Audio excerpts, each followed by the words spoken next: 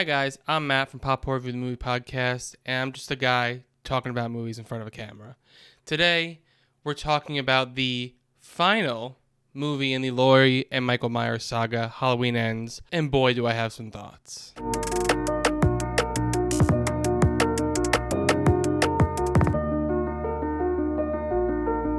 So I'm just going to start here really quickly and summarize the trilogy for you, the new one that's come out since 2018 to now. I loved the 2018 requel that they made. I thought it was so good, such a good follow-up to the original, since they were kind of not making the second, third, fourth, fifth, sixth, all the other ones canon. So it was like it goes from the first to 2018. I thought that was a great decision.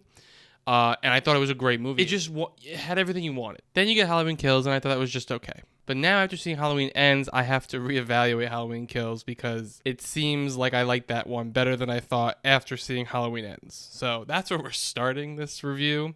Can you get a hint of how I liked it? I'm not really sure how this trilogy started off so strong and got worse and worse. Now, I'm not saying they're unwatchable, but it got significantly worse each edition, each installment. And one of the biggest reasons why I did not like Halloween Ends and why I thought it was probably the worst out of the three new ones is because this story was the end for the Michael Myers and Laurie saga, the story that's been going on literally for so many movies, so many years. And instead of actually focusing on those two people, they sidelined them.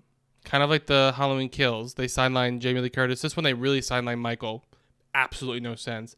And they kind of sidelined Jamie Lee Curtis. But yeah, instead of giving them the whole movie to shine in their last ones together, they wrote a new character and he was the main character. What? Where'd you go? What happened? Makes no sense. Now I understand the idea and the purpose of the character Corey, and I understood what they were trying to do, and it could have been cool and it could have been good, and I would have been fine with it, but just not for this movie. Why would you think you need other people to star in the movie that's I'm going to say it over and over again, the last movie with Laurie Strode and Michael Myers? Now, if they use this plot for a fourth movie, I would have liked it better. Because obviously, with the way this ended, there's a spoiler warning in the beginning of the episode, Michael gets literally chopped up. There's no way for him to come back. Absolutely no way for him to come back in that body. Could they give him, he can possess someone else? Sure.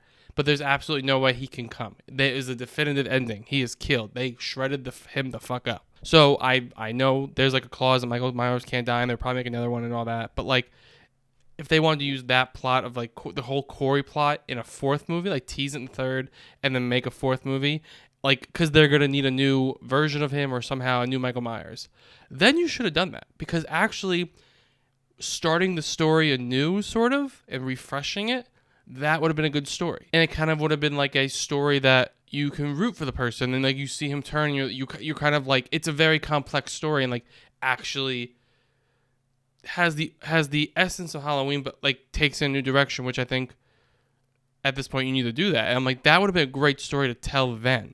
And I don't, like I said, I don't mind if they would have teased it at the end, if he was a very small side plot to the movie, and then that's what it led to. But don't make the fucking movie about him. I want it about Laurie and Michael. I could just be on repeat over and over again, just saying this is the last movie with Laurie and Michael. This is the last movie with Laurie and Michael. And yet I'm talking to no one because obviously someone making this movie did not understand that. And that was my biggest flaw with the movie. And yes, that flaw lasted an hour and 40 minutes or 80% of the movie. But there was some shining moments in the movie. I think when they really kind of paid homage to the original, there was certain the way they filmed it, the lighting, kind of the wardrobe, there was a reminiscent of the old one. I think that was cool and that was fun to see. And also the last 20 minutes was great. I thought that's the movie I was waiting for. The last 20 minutes I thought were so good. And I was into it. I'm this is the fucking movie I came down to sit in the theater for. Not seeing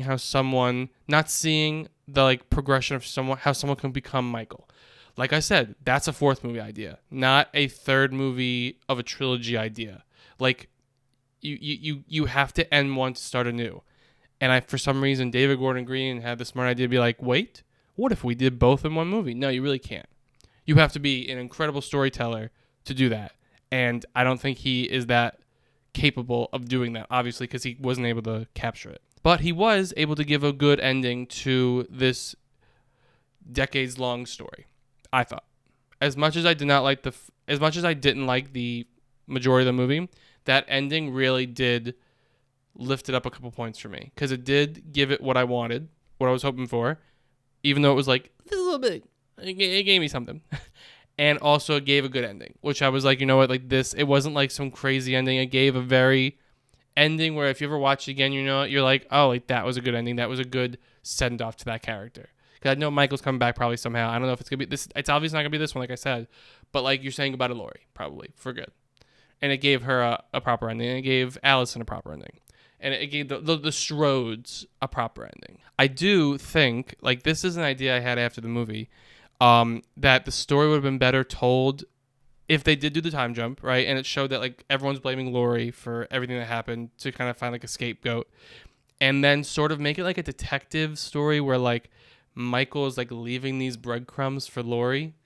And Laurie just kind of decides, I'm ending it once and for all. Like, I've tried having a normal life. It doesn't work. I'm ending it once and for all to have the normal life I deserve. Sort of like the movie Spiral, but Spiral is like absolute garbage, but like a good version of that. And like you find out like Michael's been leaving these clues for the 4 years, just no one's noticed. And once it clicks for her, she's like, I'm ending this. And then it kind of merges into the last 20 minutes of what they had actually in the movie. I actually think that would have been a great idea. If you don't like it, it's a half-baked idea. I literally thought of it a couple days ago. It hasn't gone through a script. Like, it's literally just like an idea off the top of my head, and that's actually better, I feel like, than what they went with, which is not good.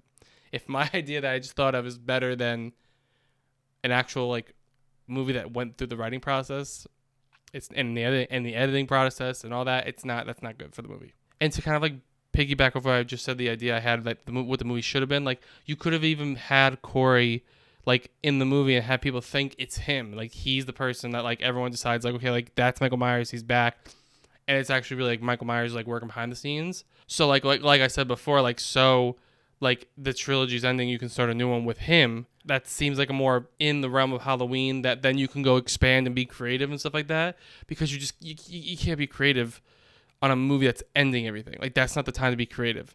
That's the time to give a proper story, and then you start to be creative, which could have been the fourth one. Like I don't understand the process thinking of the people that were making this movie. Besides the moments that I said I liked, like it kind of felt like a Lifetime movie, and you can tell the real actors from the ones that weren't great. Like Jamie Lee Curtis was great. I think she's one of those actors that she's such a good actress that like even a bad movie she can still be good in. And then there's other people that I'm like, what? Where this doesn't feel like what it was even the last one. And the reason why the last one actually seems better than me now is like, yes, it was like I didn't like the flashbacks in the last one, and like I don't think I still like those, but that was just a small part of the movie that I can give oversight to. This, like, you can't give oversight to the Corey storyline because it's the whole movie. And like, yes, the kills and Halloween kills were like over the top, and it was just kind of like over the top for Halloween. So going back, it was like at least there was something to have fun with, and like it felt like a Halloween story. And I like the mob mentality aspect, but I don't think they executed it to my standards of how it should have been. But like, yes, there's flaws, but now looking back, it was actually like a fun Halloween movie. But I mean, I'm going to give everyone who's probably hating on me in the comments benefit of the doubt. Maybe in 10 years, maybe when I watch this again, in 10 years, I might appreciate it more. But right now, it just does not seem like the right movie. I didn't care for it, except for the end. Like I said, like I understand why people maybe can like it because it's different, but for me, that's not working in this one. And I'll say it one more final time. The final movie with Laurie Strode and Michael Myers. Instead of thinking it's great, I think it's playing like 4, 5, and 6. Halloween 4, 5, and 6, which I didn't care for because they felt like direct-to-DVD type movies. And this one kind of felt like that for some of the movie. Maybe in a little bit down the road in the future, I'll appreciate this one more. I don't think so, but who knows? I'll make everyone happy that with this. I'll make the people who hate it happy because I'm agreeing with them. I'll make people who love it happy. Say maybe I'll agree with him down the road. I don't know. I was going back and forth of what I wanted to give this movie, and I'll probably give it like a 5.5 out of 10. And it probably would have been lower if not the ending really coming in strong. But that was the review for Halloween Ends. I'll be watching Halloween and Halloween 2018 back to back to back. And maybe I'll throw in some other ones in there. But and H2O. And then some other ones here and there. But I don't know where you go from here. I guess it's only up from here. Who knows? Actually, no, I can't even say that. But let me know what you thought of this movie down below in the comments. Thank you for watching. Thank you for subscribing. Cheers.